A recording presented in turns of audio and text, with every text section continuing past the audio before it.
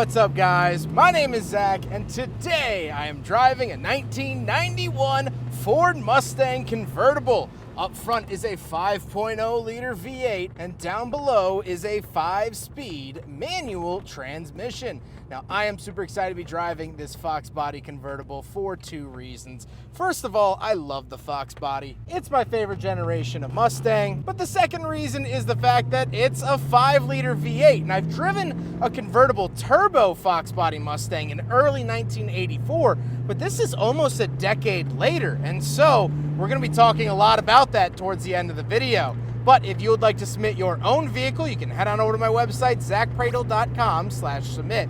It's a quick and easy submission form. It takes under a minute to fill out, and I come out to you. But let's get back to that 5-liter V8 under the hood. Well, that's what sort of made these Mustangs popular. This was the first generation that offered the 5.0. Of course, made very popular by Vanilla Ice. Now, you could have found these also with 4-cylinder turbos, as I mentioned at the beginning of the video, the SVO, or before that, they were just the turbos. But this is really what you want. You want that oomph, you want that power, you want that girth of an engine, and that's exactly what you get here in the 5-liter V8. Now, like I said, paired to it is a 5-speed manual. However, this particular one does have a Hurst shifter on it, so it's really tight, it's really enjoyable. Clutch is decently heavy across all cars, but for muscle cars, Camaros, Corvettes, it's pretty on brand. You're gonna feel fine. But if you're coming from an import car, like a Toyota Supra or Mazda RX-7, this is gonna feel like a lead brick,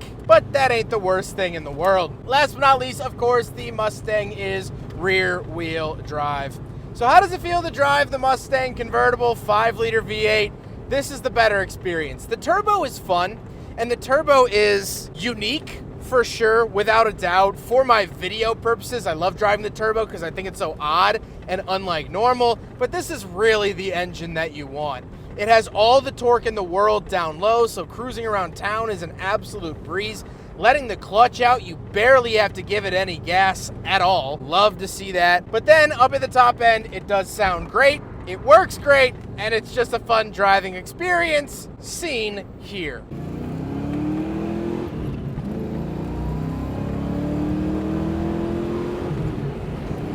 Woo! Oh man, it was probably mostly wind noise because that's just how microphones work, but oh, it's so fun. With that stuff out of the way, let's talk about the interior. Well, in front of me, I have 6 gauges. Off to the left is my battery voltage, coolant temperature, and tachometer, and off to the right is my speedometer, oil pressure, and fuel. The fake rivets from the early 80s are gone here. These are more flush gauges, and I like seeing that. On the steering wheel, we do have our horn buttons as well as our cruise control. That's it. But the horn does still work. Off to the left, we do have our headlight switches. And to the right, we have our hazard as well as our power top option. And off to the far left, we have a climate control vent and our panel dimmer switch. Moving on to the door, we have the latch to get in and out, lock and unlock, and power windows, of which this does have little rear wing windows that do in fact work as well. So very cool to see that. Moving into the center, we get this big wide shelf with the Mustang logo on it. Really cool to see that. 2 climate control vents and our climate controls, which are very basic. 80s climate controls, which really this is an 80s car. I know it's a 91, but it's an 80s car. Very, very simple here, and so you get that with the climate controls. Then we do have an aftermarket radio because any radio from the early 90s isn't going to compete with modern tech. And then we have the shifter. As I mentioned, the shifter is an aftermarket unit. It is a Hurst shifter, and while I do love it, it is not the original. However, I have driven a coupe with the original, so here it is, a shot of that at least to get an idea of what it originally looked like. Down below, we do have cup holders, so we will do a big friggin' bottle test. However, as every 90s car, almost every 90s car I should say, some 90s cars have passed, but most don't, and that is true here for the Fox body Mustang.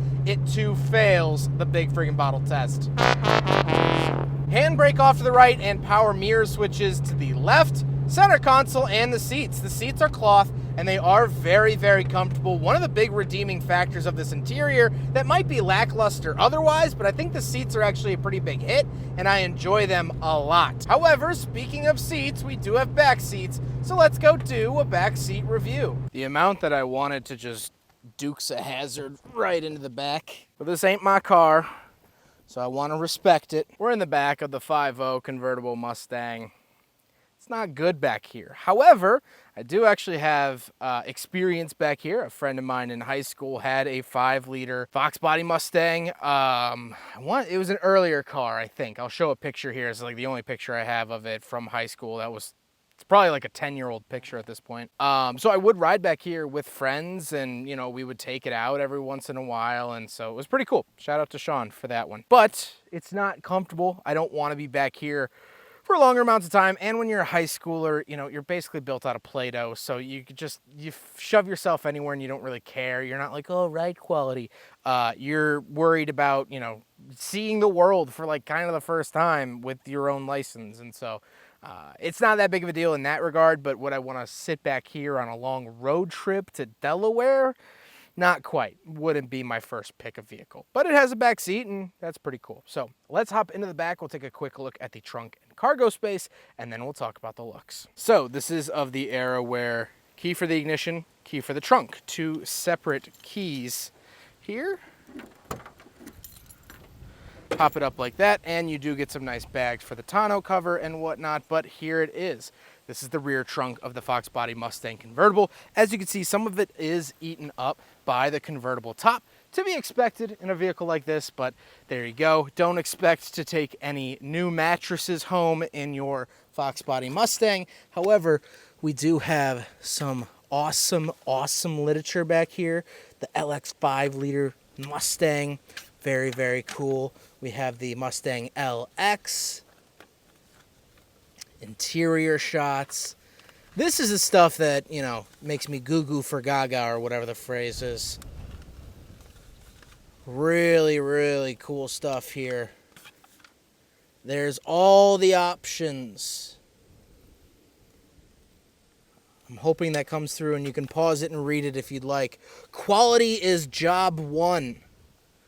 Whatever that means to Ford. They obviously forgot about it for the SN95, but that's fine. Now we gotta talk about the looks, and this is why the Fox body Mustang's my favorite generation. I think these things look killer. They look amazing in my opinion. I just love the boxiness, and even the early 90s, although they're starting to get away from the boxiness a little bit, you could still tell that they are a product of the 80s. I think the hardtop or coupe, whatever you wanna call it, notchback, I think those are more attractive, but I'm definitely not hating on this convertible today. I love it, love it, love it, and you can't tell me otherwise. However, with all of that being said, let's get on to my final thoughts. What do I think driving a convertible 5.0? Well, I love it. I really, truly love it. Couple things. First of all, this interior is way better than it was in the early 80s, and I think that this was the best Mustang interior for quite some time. The SN95 has a terrible, creaky, low quality interior that I absolutely hate.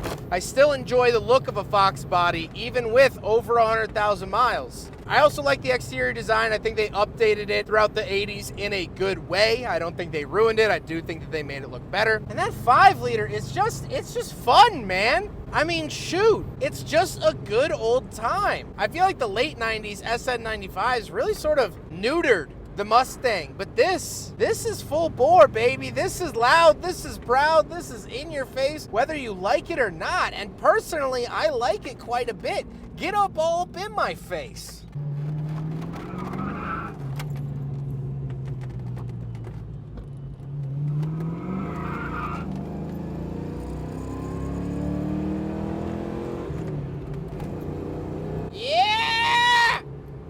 And I'm proud to be an American, where at least I know I'm free. Fox bodies stay my favorite. They just do. Nothing you can really do about it.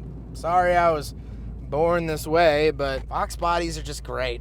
Oh, huge thank you to Dylan for letting me take out his Fox body Mustang and enjoy a little bit of time out here in the sun, work on my tan, my farmer's tan. Oh, still ain't great, but you know, Dylan's trying to help me out here. Huge thank you to Dylan. We've reviewed so many of his cars here on the channel. This is just another one in his collection, and I have to say it's one of the best. You can also check out Dylan's Instagram up on the screen, as well as it will be linked in the description below if I remember to link it. If there's no link, comment and I'll put the link in there because I'm probably dumb and stupid and forgot. Anyway, hope you guys enjoyed it. Bye-bye!